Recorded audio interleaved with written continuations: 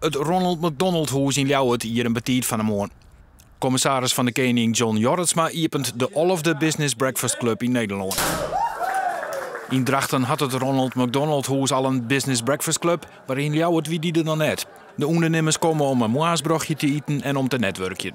Je mag kaartjes uitwisselen en wat hoop je hem daarmee te bereiken? Nou ja, ik heb het genoeg om samen in één keer, zonder dat ik er eigenlijk bewust weer met een klant in te praten. Dus wat dat betreft heeft het netwerken voor u wel heel veel nut en heel veel zin. Netwerken, er wat uithalen, mensen leren kennen, dat willen we graag, ja. Wat zou een contact wezen kunnen tussen je en beide bedrijven? De dame is jurist, wij hebben 50 man personeel op een payroll staan. Dus ja, mijn oude baas zei altijd, ik ben veel personeel, ja, daar zitten wel eens negatieve dingen bij. Dus ja, wat dat betreft zonder van toegevoegde waarde van elkaar wezen kennen. De opkomst is met zo'n 80 man boppen verwachting.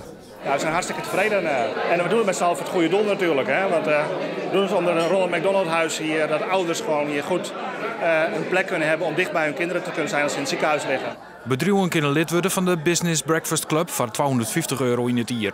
Ze hopen dat het Ronald McDonald Hoes, dat geen subsidie krijgt, de exploitatie rond te krijgen. Ik hoop dat wij nou zo'n 30 bedrijven oorhouden. Die zitten van wij gaan voor het lidmaatschap van de Business Breakfast Club Ljouwert. En het leuke is nog wel even dat de commissaris van de Koning, ze krijgt oorjong van neem even contact op met mijn secretaresse en dan gaan we het regelen. Dat een van de volgende Business Breakfast Clubs plak vindt in het provinciehuis en dan ben ik je gastheer. Nou, wie is dat weer van die mooie opstekkers? Machtig. De volgende Business Breakfast Club is op 9 februari bij de Rabobank.